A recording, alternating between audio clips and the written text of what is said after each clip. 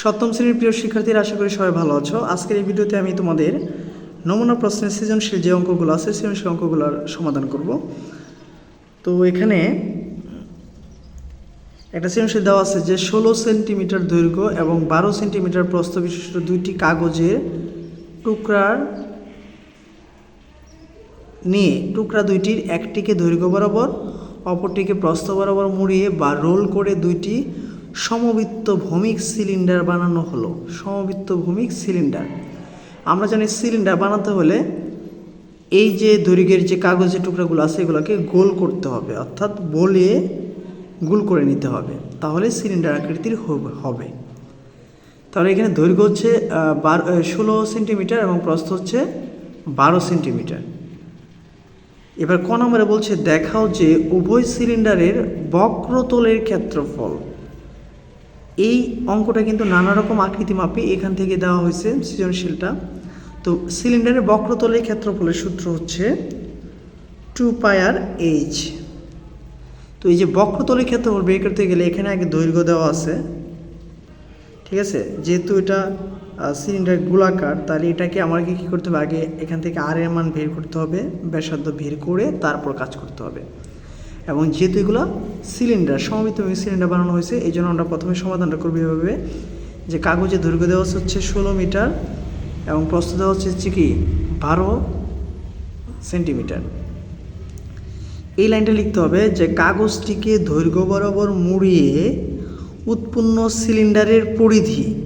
সিলিন্ডারের পরিধির সূত্র হচ্ছে 2πr। আমি আবারও বলতে, সিলিন্ডার হচ্ছে একটা গোলাকার হয়ে যাবে, তাহলে দৈর্ঘ্য বরাবর মুড়িয়ে উৎপন্ন সিলিন্ডারের পরিধি হবে কাগজটির দৈর্ঘ্য এবং উচ্চতা হবে কি কাগজটির প্রস্থ। আমরা যদি একটা কাগজকে বলে গোল করি তাহলে এখানে একটা দৈর্ঘ্য থাকবে এবং একটা কি থাকবে, প্রস্থ থাকবে বা উচ্চতা থাকবে, ঠিক আছে। তাহলে এই উচ্চতা হবে কাগজটির প্রস্থ এবং কি পরিধিটা হবে কি কাগজের দৈর্ঘ্য। তো এখানে দেওয়া আছে যে 16 সেন্টিমিটার দৈর্ঘ্যের, তার মানে এটা যেহেতু আমরা সিলিন্ডারের পরিধি হিসেবে রূপান্তর করব, তাহলে আমরা লিখব যে 2πr = হচ্ছে 16 মানে 16। তো এখান থেকে যদি আমরা আর এর মানটা বের করি, ব্যাসার্ধটা বের করি, তাহলে আমরা এই যে লিখব হচ্ছে 16/2π। এবার আমরা যদি লক্ষ্য করি এই 2 দ্বারা 16কে ভাগ করা যায় তাহলে কত হয়ে যায় 8, তার মানে আমরা পাইলাম কত 8/π, অর্থাৎ আর এর মান পেয়ে গেলাম কত 8/π সেন্টিমিটার, ঠিক আছে। তাহলে 8/π যে সেন্টিমিটার আমরা লিখলাম। এখন কিন্তু আমরা বক্রতলের ক্ষেত্রফলটা বের করতে সহজ হবে। তাহলে আমরা কিন্তু এখানে লিখতে পারি যে উৎপন্ন সিলিন্ডারের বক্রতলের ক্ষেত্রফল 2πr/h। আমরা যদি লক্ষ্য করি যে এখানে আর এর মান হচ্ছে 8/π, এখানে আর এর জায়গাতে আমরা আর এর মানটা বসাই দেব, বাকি সবগুলো যেভাবে আছে সেভাবে থাকবে। এইচ তে বোঝা হচ্ছে উচ্চতা, এই জন্য এইচ এর জায়গাতে আমরা 12 বসাই দিব, বাকি সবগুলো মান বসাই দিলাম। পায়ে আমরা কাটতে পারি, 8 দুগুণে 16, 16-র সাথে যদি 12 গুণ করি তাহলে কত হয়ে যাবে 192 বর্গ সেন্টিমিটার। কেন বর্গ সেন্টিমিটার হলো, কারণ এখানে একটা সেন্টিমিটার আছে আর একটা উচ্চতার সেন্টিমিটার আছে, দুইটা সেন্টিমিটার একত্রে গুণ করে দিলে বর্গ সেন্টিমিটার হয়ে যাবে। এটা হচ্ছে যদি আমরা দৈর্ঘ্য বরাবর কাগজটিকে মুড়িয়ে করি। এবার একটা হচ্ছে দৈর্ঘ্য, একটা দেওয়া হচ্ছে কি প্রস্থ, তাহলে সেম একইভাবে আমরা লাইনটা লিখব যে এবার হচ্ছে প্রস্থ বরাবর মুড়িয়ে, এই যে প্রস্থ বরাবর মুড়িয়ে উৎপন্ন সিলিন্ডারের পরিধি হবে কাগজটির, এখানে ছিল দৈর্ঘ্য, এখানে হয়ে যাবে কি প্রস্থ, এবং উচ্চতা হয়ে যাবে কি কাগজটির দৈর্ঘ্য। এটার বিপরীত, এই লাইনটা ঠিক বিপরীত হবে এই লাইনটা। তাহলে এখানে প্রস্থ দেওয়া ছিল, প্রশ্নে কত প্রস্থ দেওয়া ছিল হচ্ছে 12 সেন্টিমিটার, অর্থাৎ 12 সেন্টিমিটার। তাহলে আমরা এখানে লিখব যে 2πr = হচ্ছে কি 12 সেন্টিমিটার। তাহলে এখান থেকে যদি আমরা আর এর মানটা বের করতে হয় তাহলে কি লিখব 12/2π। এবার 2 দ্বারা যদি আমরা 12কে ভাগ করি তাহলে কত হবে 6/π সেন্টিমিটার, এবং উচ্চতা হয়ে যাবে কি আরও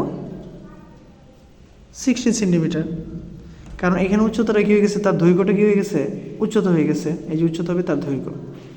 এবার আমরা আবার লিখতে পারি সিলিন্ডারের বক্রতলের ক্ষেত্রফল 2πr/h। আমরা মানগুলো বসায় দিব, বসায় দিয়ে এখানে পাই কেটে নিব।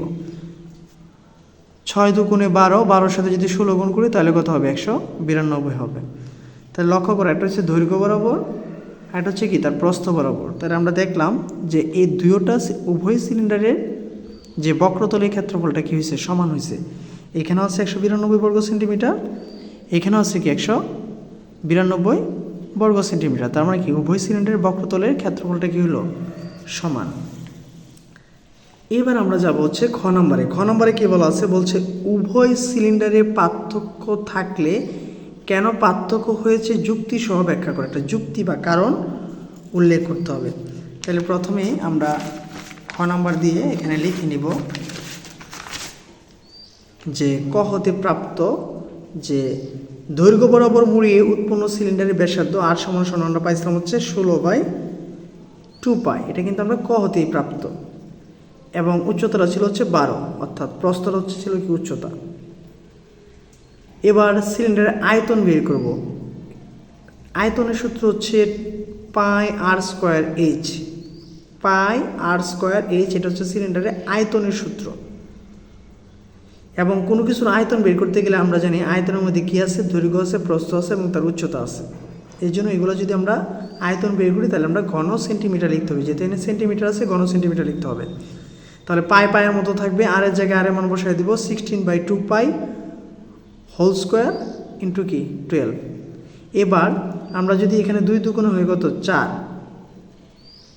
4 পাই স্কোয়ার, ঠিক আছে। তো এই পাই দ্বারা যদি পাই স্কোয়ারে ভাগ করি তাহলে একটা পাই নিচে থাকে, ঠিক আছে। আর এখানে এই যে 16 স্কোয়ার দিয়ে যে মানটা হবে এটার সাথে আমরা যদি 12 গুণ করে দিই তাহলে কত হয়ে যাবে, হচ্ছে 768, ঠিক আছে। 768 ঘন সেন্টিমিটার, পাই বাই 768 ঘন সেন্টিমিটার, ঠিক আছে।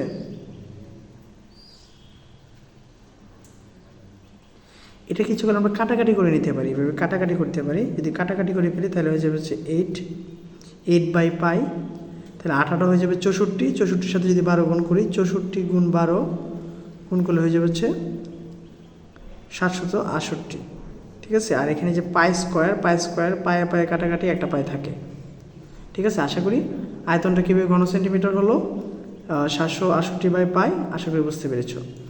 এবার হচ্ছে আমরা লিখব হচ্ছে প্রস্থ বরাবর উৎপন্ন সিলিন্ডারের ব্যাসার্ধ আর সমান হচ্ছে 12/2 পাই, ঠিক আছে। এটা ইচ্ছে করে কাটাকাটি করতে পারি, কাটাকাটিটা আমরা একটু পরে করব। এবং উচ্চতা দেওয়া হচ্ছে 16 সেন্টিমিটার। তাই এখন আবার আয়তন, উত্তর সিলিন্ডার আয়তন পাই আর স্কোয়ার এইচ, আমরা মানগুলো বসাবো। এটা যদি কাটি তাহলে হচ্ছে 6 হচ্ছে 36 পাই স্কোয়ার, পাই স্কোয়ারে ভাগ করলে একটা পাই নিচে থাকবে। আর 6 স্কোয়ার মানে 36 ইন্টু 16 গুণ দিলে হবে 576 ঘন সেন্টিমিটার। তো আমরা দেখলাম এটা হচ্ছে 768 বাই পাই ঘন সেন্টিমিটার, এটা হচ্ছে 576 বাই পাই ঘন সেন্টিমিটার। তাহলে কিন্তু দুইটা আয়তনের পার্থক্য রয়েছে। তাহলে আমরা কি লিখতে পারি যে দুটি সিলিন্ডারে আয়তনের পার্থক্য রয়েছে, এবং কেন পার্থক্য রয়েছে এটা একটা কারণ উল্লেখ করতে হবে। কারণটা আমি এভাবে লিখছি যে একই কাগজে দৈর্ঘ্য বরাবর মুড়িয়ে সিলিন্ডার তৈরি করলে, যদি দৈর্ঘ্য বরাবর সিলিন্ডার তৈরি করি তাহলে ব্যাসার্ধটা কী হয়ে যায়, ছোট হয়ে যায়, তখন তার আয়তনও কী হয়ে যায়, কম হয়ে যায়। আবারও বলি, দৈর্ঘ্য বরাবর মুড়িয়ে যদি সিলিন্ডার তৈরি করি তাহলে ব্যাসার্ধটা ছোট হয়ে যায়, তার আয়তন কম হয়ে যায়। আর যদি আমরা প্রস্থ বরাবর মুড়িয়ে সিলিন্ডার তৈরি করি তাহলে তার ব্যাসার্ধ কী হয়, বড় হয়। ব্যাসার্ধ যদি বড় হয় আয়তনও কী হবে, বেশি হবে, ঠিক আছে। তো আশা করি তোমরা এই সৃজনশীলটুকু বুঝতে পেরেছ, ঠিক আছে। যে এই যে সৃজনশীলটুকু দেওয়া ছিল এই সৃজনশীলটুকু তোমরা বুঝতে পেরেছ। তো ভিডিওটি যদি তোমাদের কাছে ভালো লেগে থাকে তাহলে চ্যানেলটাকে অবশ্যই সাবস্ক্রাইব করবে এবং ভিডিওটি সবার মাঝে শেয়ার করবে। ধন্যবাদ সবাইকে।